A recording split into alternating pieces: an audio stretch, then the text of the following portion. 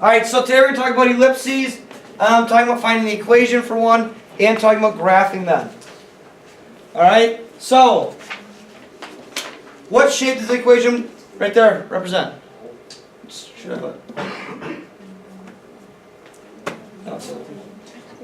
It's a circle.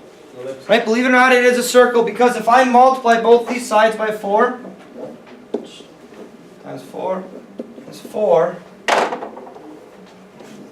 I get x squared plus y squared equals 4, right?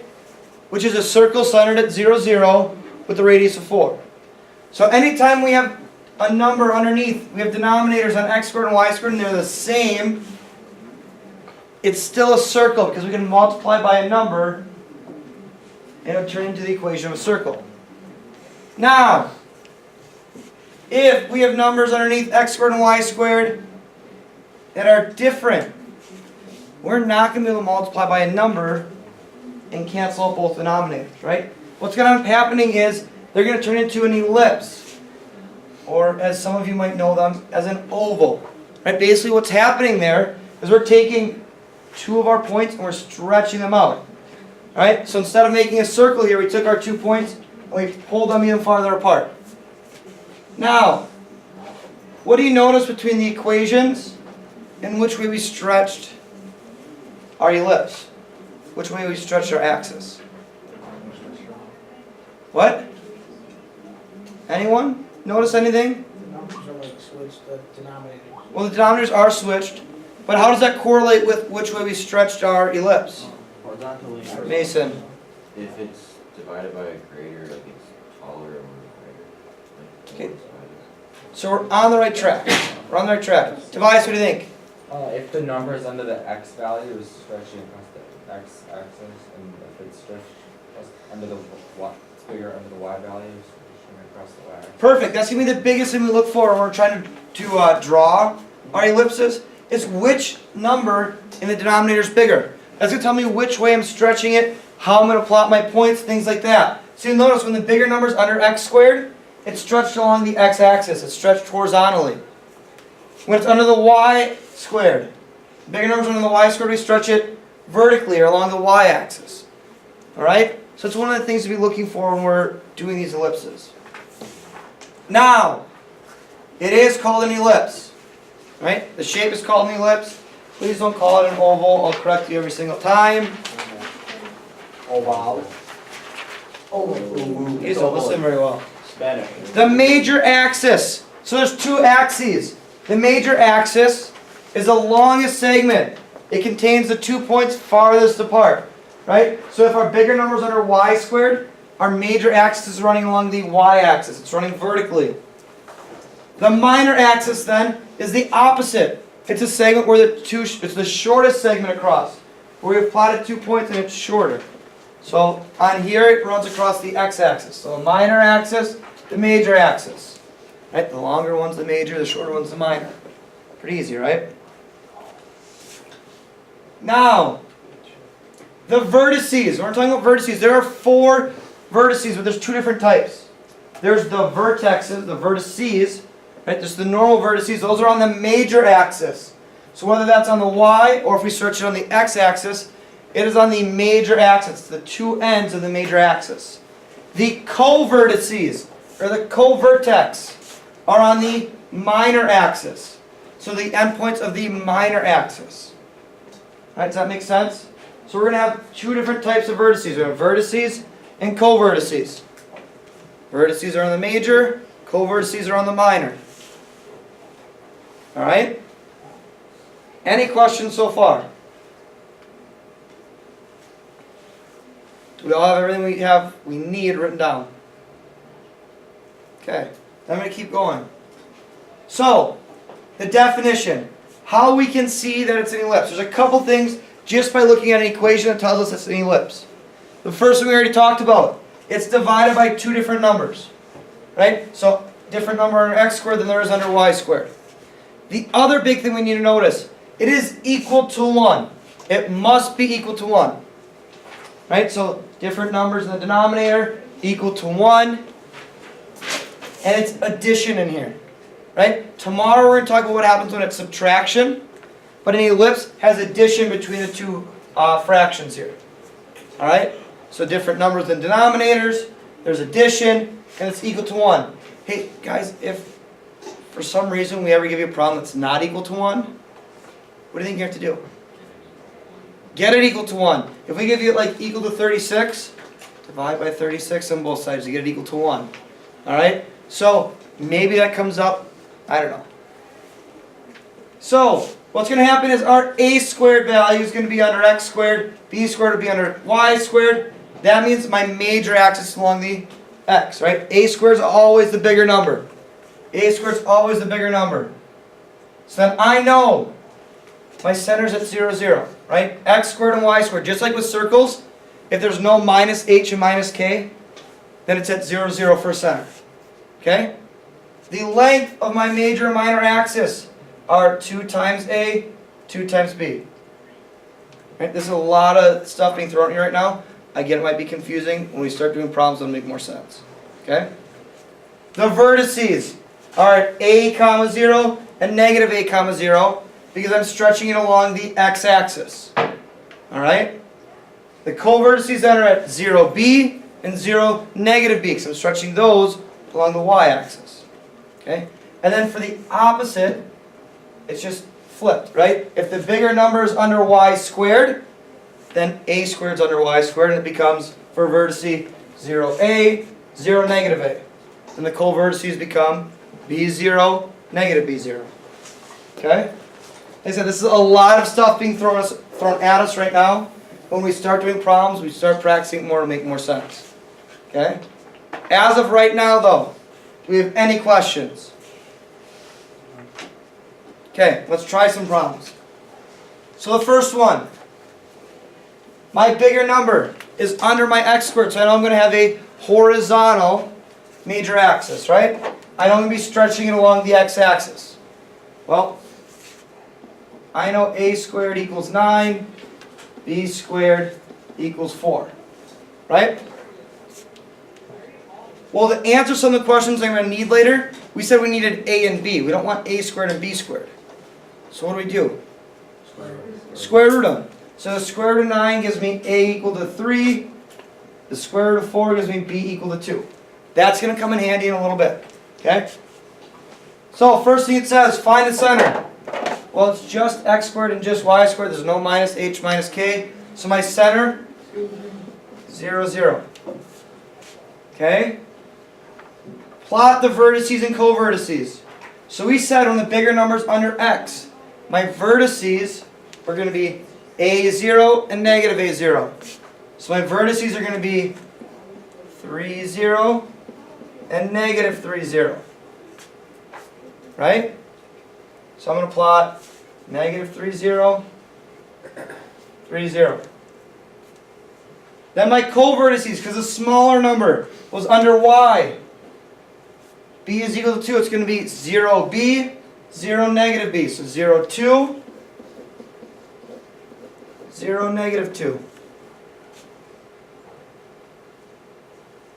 So I'm going to plot 0, 2. I'm going to plot 0 negative 2. And I can draw my ellipse. Is it okay if it looks like, with like points at the end? What do you mean? Like, so, yeah, so like football. Um, Or does it have I to mean, be round? Is it, I'm- It's not a good old. it's just like with circles. I understand these things aren't easy to draw, right? So draw it to your best ability. Now don't go like this and go, oh, yeah. like, obviously don't do that. Like that'll get marked wrong. But try to draw a rounded ellipse to the best of your ability. Alright. If you're not a good drawer, is that a word, drawer? Yeah. Then, yeah, then that's fine. But like try to your best ability, just don't try and draw straight lines. Okay? Alright. Were there any questions on that one, guys? Nope. Okay, let's try another one. This one where our major axis is going to be vertical because our bigger number is under the y squared. Well, same thing. I know a squared is going to be the 16 because it's the bigger number. B squared is going to be my 4. Well, that means b equals 2 and a equals 4 because I take the square root of both of them. Well, where's my center going to be? 0, 0, 0. 0, 0, because there's no minus h minus k, so 0, 0. The vertices, because that bigger number's under y squared, are now going to be 0, comma a, 0, comma negative a. So 0, 4, 0, negative 4. My co-vertices, because the smaller numbers under x, are going to be b0 and negative b0. So 2, 0, negative 2, 0. Plot your points. 4, 0, negative 4, 0. Excuse me, 0, 4, 0, negative 4, negative 2, 0, 2, 0. Now, we didn't do it the last problem, but they might ask you, what is the length of your major axis? Well, there's two different ways you can do it. Right? I know if a equals 4, that means from the center up 4 is going to be 1 point of my vertices. But the whole thing is double that, right? It's from the top all the way to the bottom. So the length of my major axis is 8. It's 2 times A. The length of my minor axis would be 2 times B, which would be 4. Right? Does that make sense? Or if you can't remember that, literally just count from your top point down to your bottom. Alright? Any questions so far? Jalen? Will a squared and b squared always be perfect squares? They will not. And actually I think we do a problem next where they're not. Alright? Yeah, no. Well, the next one we're going to do, because we're going to skip one, we'll have that where they're not perfect squares. Okay? Okay. So, to recap quickly, I think we have a couple blanks at the top of our paper. If the number x squared is being divided by is larger, then the major axis lies on the x-axis. It's horizontal. We're stretching it along the x-axis then. If the number y squared is being divided by is larger, the major axis lies on the y-axis, or is vertical. So we're stretching it up and down. Alright? So just a little recap.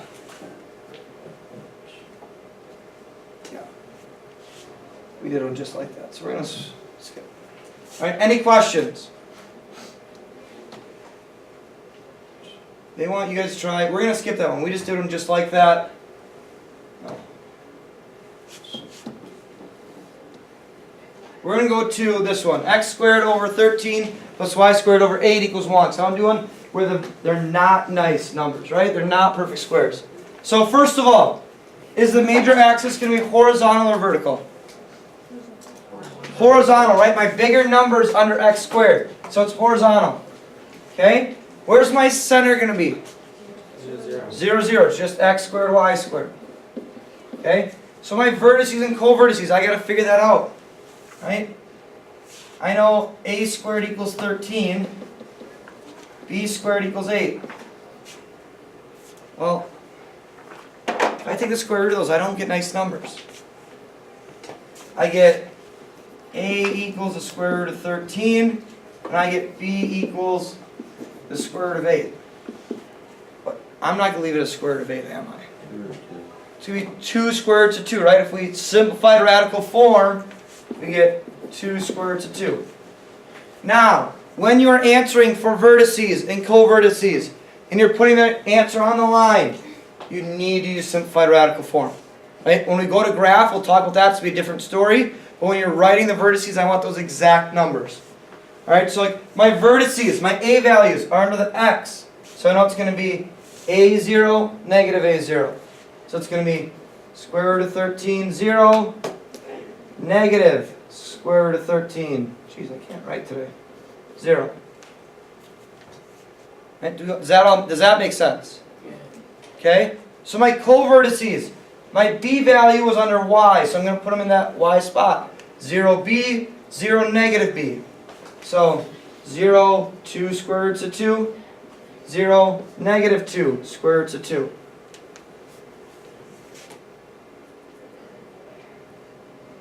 So let's plot those.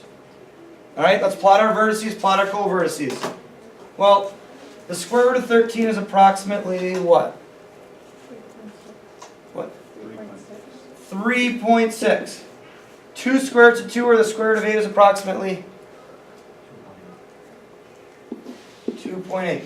Use that when you're graphing, right? When we're answering vertices, co-vertices, it has to be exact. When you're graphing, it's kind of approximate. So 0, 0 is my center. I know I'm going to over 3.6 on the x-axis both ways. 1, 2, 3.6. And I'm going up and down, approximately 2.8. And I'm going to draw in my ellipse. Okay? 2 last questions we have to answer. Length of the major and minor axis. Well, we said the length of the major axis is double A, right? It's twice A. So I'm going to take the square root of 13. I'm going to multiply it by 2.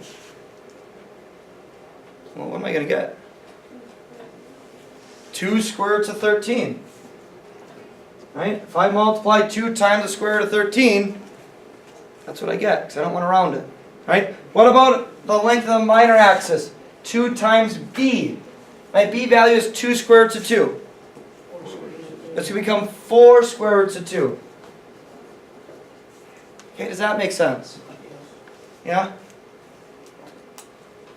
Any questions on that? Alright, we have one more problem we're going to do. Okay? The last one. What if it doesn't equal 1? So we talked about this already. Noel, what did I say? What are we going to do if it doesn't? 56. Divide by 56. Mystery. What is your name? Noel. It's not. Noel, what am I going to do? Divide by 56. Oh my goodness, Patrick. Oh, divide by 56. Right? It needs to equal 1. So I'm dividing each of these 3 things by 56. Right? Dividing both sides by 56. Well, what's going to happen is it equals 1. But what's 7 over 56? 1/8. We're reducing our fraction. So it becomes x squared over 8.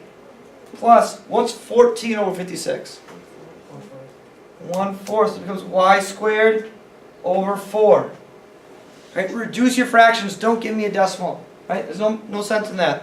But now it looks like an ellipse, right? Now it's got the addition, dividing by 2 different numbers, equal to 1. So now we can figure out, well, is the major axis horizontal or vertical? Horizontal. Sorry, I can't. I didn't ask you.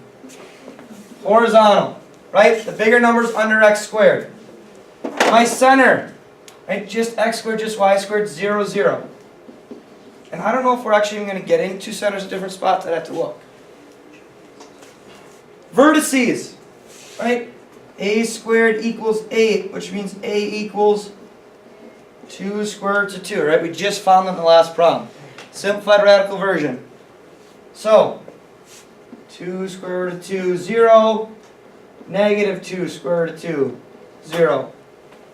My co-vertices, if b squared equals 4, b is going to equal 2. So it becomes 0, 2, 0, negative 2. And lastly, length of the major, length of the minor. What's the length of my major axis going to be? 4 squared. 4 square roots of 2, right? We're multiplying a by 2. Length of my minor axis will be 4. 4. Any questions? We're not graphing that one. That's all we got today. What? 29. 29.